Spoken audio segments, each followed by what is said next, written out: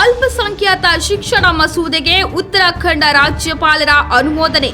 ಇನ್ಮುಂದೆ ರಾಷ್ಟ್ರೀಯ ಪಠ್ಯಕ್ರಮವನ್ನು ಅನುಸರಿಸಲಿದೆ ಮದರಾಸಗಳು. ಶಿಕ್ಷಣ ಕ್ಷೇತ್ರದಲ್ಲಿ ಕ್ರಾಂತಿಕಾರಿ ಬದಲಾವಣೆಗೆ ಉತ್ತರಾಖಂಡದ ಮೊದಲ ಹೆಜ್ಜೆ.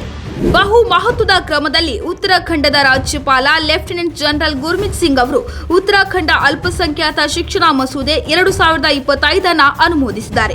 ಆ ಮೂಲಕ ಇತಿಹಾಸದಲ್ಲೇ ಮೊದಲ ಬಾರಿಗೆ ಮದರಸಾ ಶಿಕ್ಷಣ ವ್ಯವಸ್ಥೆಯಲ್ಲಿ ಹೊಸ ಮೈಲಿಗಲ್ಲನ್ನು ಉತ್ತರಾಖಂಡ ಸೃಷ್ಟಿಸಿದೆ. ಈ ಮಸೂದೆಯ ಅನುಷ್ಠಾನದೊಂದಿಗೆ ರಾಜ್ಯದಲ್ಲಿ ಕಾರ್ಯನಿರ್ವಹಿಸುತ್ತಿರುವ ಎಲ್ಲ ಮದರಸಗಳು ಈಗ ಉತ್ತರಾಖಂಡ ಅಲ್ಪಸಂಖ್ಯಾತ ಶಿಕ್ಷಣ ಪ್ರಾಧಿಕಾರದಿಂದ ಮಾನ್ಯತೆ ಮತ್ತು ಉತ್ತರಾಖಂಡ ಶಾಲಾ ಶಿಕ್ಷಣ ಮಂಡಳಿಯೊಂದಿಗೆ ಸಂಯೋಜನೆಯನ್ನ ಪಡೆಯಬೇಕಾಗುತ್ತದೆ. ಈ ಕ್ರಮವು ರಾಜ್ಯದ ಶಿಕ್ಷಣ ವ್ಯವಸ್ಥೆಯನ್ನು ಹೆಚ್ಚು ಏಕರೂಪ, ಎಲ್ಲರನ್ನು ಒಳಗೊಂಡ ಮತ್ತು ಆಧುನಿಕಗೊಳಿಸುವಲ್ಲಿ ಒಂದು ಮೈಲಿಗಲ್ಲು ಎಂದು ನಿರೀಕ್ಷಿಸಲಾಗಿದೆ. ಉತ್ತರಾಖಂಡ ಮುಖ್ಯಮಂತ್ರಿ ಪುಷ್ಕರ್ ಸಿಂಗ್ ಧಾಮಿ ಕೂಡ ಈ ನಿರ್ಧಾರವನ್ನು ಸ್ವಾಗತಿಸಿದ್ದು, ಇದು ಐತಿಹಾಸಿಕ ನಿರ್ಧಾರ ಎಂದು ಬಣ್ಣಿಸಿದ್ದಾರೆ. ಇದು ಉತ್ತರಾಖಂಡದಲ್ಲಿ ಶಿಕ್ಷಣ ಕ್ಷೇತ್ರದಲ್ಲಿ ಕ್ರಾಂತಿಕಾರಿ ಬದಲಾವಣೆಗಳನ್ನು ತರುತ್ತದೆ. ರಾಜ್ಯದ ಪ್ರತಿಯೊಂದು ಮಗುವು ಅವರ ವರ್ಗ ಅಥವಾ ಸಮುದಾಯವನ್ನ ಲೆಕ್ಕಿಸದೆ ಸಮಾನ ಶಿಕ್ಷಣ ಮತ್ತು ಅವಕಾಶಗಳೊಂದಿಗೆ ಪ್ರಗತಿ ಸಾಧಿಸಬೇಕು ಎಂಬುದು ನಮ್ಮ ಗುರಿಯಾಗಿದೆ ಎಂದು ಹೇಳಿದ್ದಾರೆ.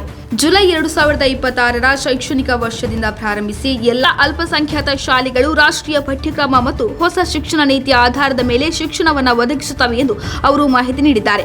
ಇದು ಶಿಕ್ಷಣದ ಗುಣಮಟ್ಟವನ್ನು ಹೆಚ್ಚಿಸುವುದಲ್ಲದೆ ವಿದ್ಯಾರ್ಥಿಗಳು ಮುಖ್ಯವಾಹಿನಿಯ ಭಾಗವಾಗಲು ಅವಕಾಶವನ್ನು ನೀಡುತ್ತದೆ. ಈ ಮಸೂದೆ ಅಡಿಯಲ್ಲಿ ಮದರಸೆಗಳು ಈಗ ಉತ್ತರಾಖಂಡ ಮಂಡಳಿಯ ಅಡಿಯಲ್ಲಿ ನೋಂದಾಯಿಸಿಕೊಳ್ಳಬೇಕಾಗುತ್ತದೆ ಮತ್ತು ವಿಜ್ಞಾನ, ಗಣಿತ ಮತ್ತು ಸಮಾಜ ವಿಜ್ಞಾನದಂತಹ ವಿಷಯಗಳನ್ನು ಅವುಗಳ ಪಠ್ಯಕ್ರಮದಲ್ಲಿ ಸೇರಿಸುವುದು ಕಡ್ಡಾಯವಾಗಿರುತ್ತದೆ. ಆಧುನಿಕ ತಾಂತ್ರಿಕ ಶಿಕ್ಷಣ ಮತ್ತು ವೃತ್ತಿಪರ ತರಬೇತಿಗೂ ಒತ್ತು ನೀಡಲಾಗುವುದು. ಈ ಹಂತವು ಅಲ್ಪಸಂಖ್ಯಾತ ಸಮುದಾಯಗಳ ವಿದ್ಯಾರ್ಥಿಗಳನ್ನು ಉತ್ತಮ ಭವಿಷ್ಯಕ್ಕಾಗಿ ಸಬಲೀಕರಣಗೊಳಿಸಲು ಸಹಾಯ ಮಾಡುತ್ತದೆ. ಈ ನಿರ್ಧಾರದೊಂದಿಗೆ ಮದರಸಾ ಮಂಡಳಿಯನ್ನು ರದ್ದುಗೊಳಿಸಿ ಅಲ್ಪಸಂಖ್ಯಾತ ಶಿಕ್ಷಣ ಸಂಸ್ಥೆಗಳನ್ನು ಮುಖ್ಯವಾಹಿನಿಯ ಶಿಕ್ಷಣ ವ್ಯವಸ್ಥೆಯಲ್ಲಿ ಸಂಯೋಜಿಸಿದ ದೇಶದ ಮೊದಲ ರಾಜ್ಯ ಎಂಬ ಹೆಗ್ಗಳಿಕೆಗೆ ಉತ್ತರಾಖಂಡ ಪಾತ್ರವಾಗಲಿದೆ.